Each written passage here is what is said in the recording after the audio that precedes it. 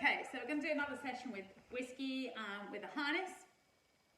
I'm ready again with my kibble for her, and this is how she's earning her dinner at the moment. Rather than earning it out of a bowl, I'm using each bit of kibble just to really reinforce the things that I do want her to do. So I've got the harness ready again. Make sure you've got it the right configuration, the right way up. Remember, the deal here is she can opt in or out.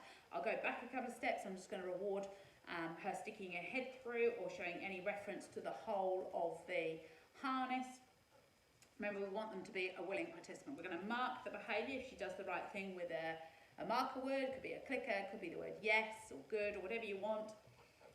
So we'll just go back a couple of stages just so that I can ensure she's coherent with what we're going to do before we move on to the stage of fully putting it on and then starting to work with the lead. So in training, never presume that you can start where you left off. Sometimes it prevails to just reinforce, right from the beginning again, just a little bit, and then work from there. And that just means you're back in a real positive way of doing it, okay? So I'm just going to bring her out the way. That's a good girl, because the table's in the way there, so let's walk before her. Yes! So she's actively put her head through. I'm going to take it off again. I might just do a couple of these. Yes! Good! So she's happy having it over her head. She engaged. That was her choice. Okay, I'm going to move her collar out the way. Yes! I reward that as well, because I'm roughing around her neck there. So, that's important. Yes! Good girl. So we're going to do one leg. Haven't clipped it in. I'm going to reward for the lift under the leg. Yes, good girl. While she's still eating, I'm going to clip the other one in. Yes, good girl. Going to do the far side. Yes, good. Well done. And then I'm going to do a throwaway. Go find it. Go find it. Good girl. Find it. Good girl. Go find it. Okay. So we've just broken that up. We've done all three elements. Put your head through, fully onto the neck, under the arms, clip on one side, clip on the other side, okay? She's got that full sequence of putting the harness on now. So the next step is, and she's got comfortable wearing it more now. So the next step is clipping the lead on. So with a harness like Whiskey's got, it's a dual clip harness, so it has a loop on the back and on the front. That's mainly because it ensures there's clear directional turning with the loop on the front, and the back really is essentially what we call a handbrake. But most of what you're going to be doing is working with that front loop on the harness if you're lead training. But it's a combination between the two. There's a bit of an art to it. So for this purpose, I have obviously a lead with two clips on them. And you can see she gets quite excited by the sound of the clips. Girl. Okay, I'm just going to reward her for remaining calm when I make that sound. A lot of dogs, it's that sound that really excites them because they hear that clip and they're like, whoa, we're off. Often because it's being unclipped off them. So, they get very excited by the sound of it. Hence, Whiskey's just gone off because she's heard that sound, so she thinks, all right, we must be heading out. So I'm staying still. She's got to come into me. Yes, I'm going to reward her for coming back into me. Again, that was her choice. And so what I'm going to do is just reward the touch on the loop, and I'm going to lift the loop up a little bit, yes, and then reward that. Going to do it again, yes. So she gets used to the sensation. Now the reason I tend to do this is most people can't help but put pressure onto that loop when they go to clip the lead on, yes. We don't do it one-handed. We use one hand to hold the clip, the loop, and one hand, with the clip. So I wanted to get used to that sensation as much as possible. So I'm touching. Yes, good. Well done. Okay. Touching. Clip on. Yes, good. Touching. Clip off. Yes, good girl. So I'm rewarding both. I'm rewarding for the clip on, the clip off. I don't want to think that the clip, the lead goes on and she shoots off either. This encourages her to just stay steady whether the lead's been clipped on or off. It shouldn't matter. So we touch the loop again. Yes. Lead on. Well done. Good. Lead off. Yes. Good. Touch the loop. Yes. Clip on. Yes. Good. Now you might need to break this down even more. You know, it might take a session of you just touching that buckle loop, you know, to get the dog calm and not quite so excitable. Well, that's absolutely fine. You know, you really must go at, you know, how your dog's succeeding and not move forward until you've got it solid on each step. Okay, it's the racing ahead and just trying to do it that actually undoes all your training. I meet people all the time, oh, it doesn't work, whatever, and I watch them, and basically they've skipped a step. And that's because they're impatient, and it always makes me laugh because what's the one thing they want from the dog in that moment? They want the dog to be patient. So it's really important to take the time to do this properly. Okay, so we're touching the loop, yes, got a order for that. Touch the loop, yes, clip goes on. Okay, so we've got one on. Okay, if you notice I'm still sitting, she's still calm. So I'm going to reward her for that. Yes, good. Okay, touch the chest, clip. Yes, reward. Different sensation down there for the dog. Okay, it's not the same as on the back. Yes, good. Yeah. Oh, that's nice. Oh, that's very cute. Thank you. It's not what I want right now. That's very kind of you, Tara. Thank you. Yes. So she's pawing at me there because I have actually taught her paw. So me putting my hand down between her chest, she perceives that as, oh, do you want my paw? Okay. Again, it's something that she's been taught. So she's going back to her repertoire and offering me something she knows that will make me happy in the past. But what I've got to communicate with her is that that's not what I want. What I want is be able to touch her harness and that sensation of that, and that's what she's going to get rewarded on. So I'm just ignoring the offering of paws so that I don't confuse it. If I rewarded her for those, then I would get, you know, 100 paws afterwards because she goes, well, that's what you want now, that's what you want, and she would get confused, okay? And then, you know, it would all become confusing for her again. So I'm just changing what she thinks. She's pre-anticipating what she thought I wanted there. She was actually being very smart. Okay, so I'm just explaining to her that, no, that's not what I want. I want something different this time. So I'm going to touch the harness. Yes.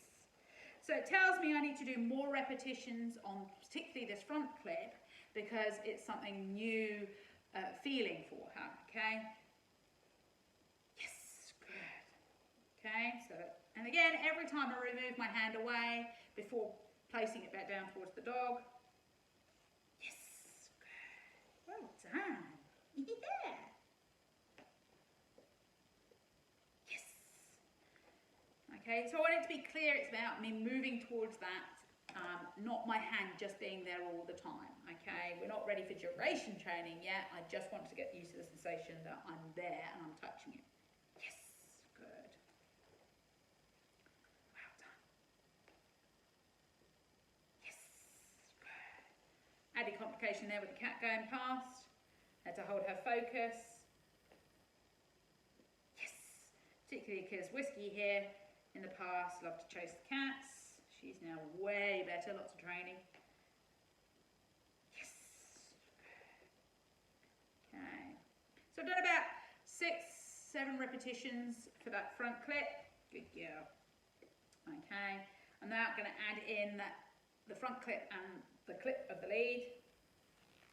Yes. Yes. Okay, so it's relaxed.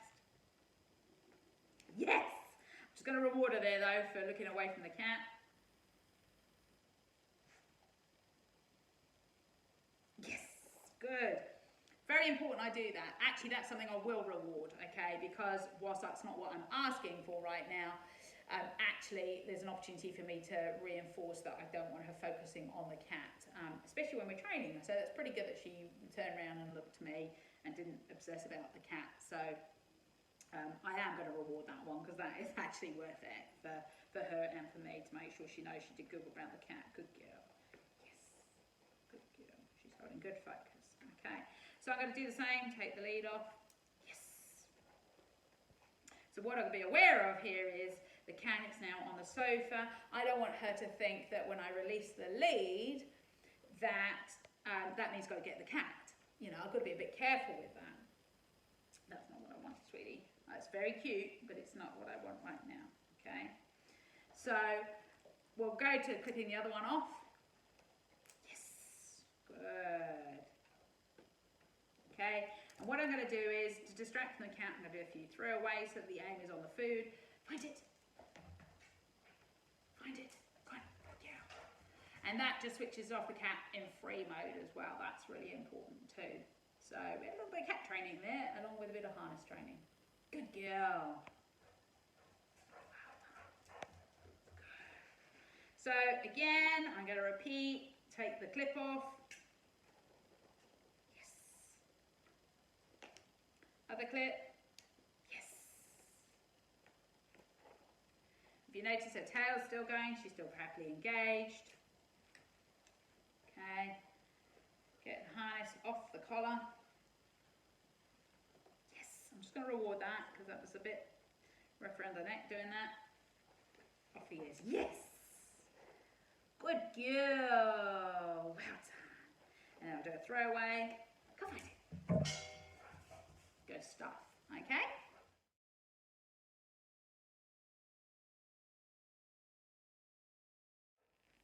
So once you've got the harness on, again, we're practicing with the lead on and off, clipping it on and off.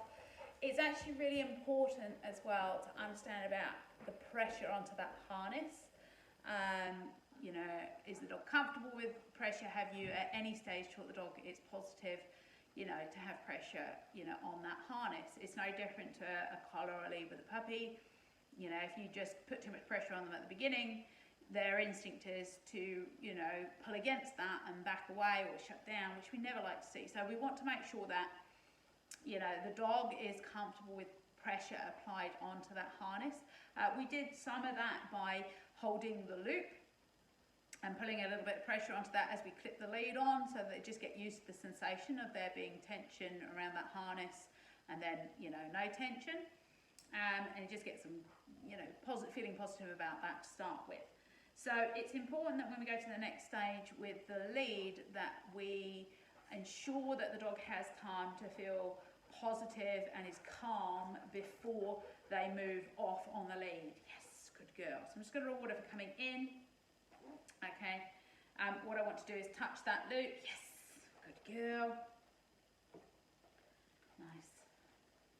Yes, good girl.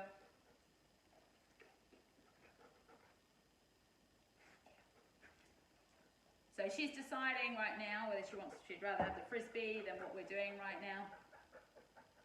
So I want her to realise that that's not going to come until after we've done this little session. So in between the sessions, obviously we're playing a little bit of frisbee, which is good. But I need her to be calm right now. So yes, good. Okay, so I'm going to go to clip the back one first. Yes, good. And I'm going to keep that lead nice and relaxed at all times. Going to go for the front loop. Yes. Just remind her that's good. Front loop again. Clip on. Yes. Good. Okay. So now the dog, we're just going to reward the dog with that lead on. Yes. Good. And right now this is a good place for her to be. It's good being around me. Yes, with that lead on. So the next step is for me to stand up. I'm going to reward that again. Yes, good. Yes, good. And so what I want to do is make sure, so if she goes to pull away, I'm going to reward her for any slack on the lead if she comes back into me. Yes, good.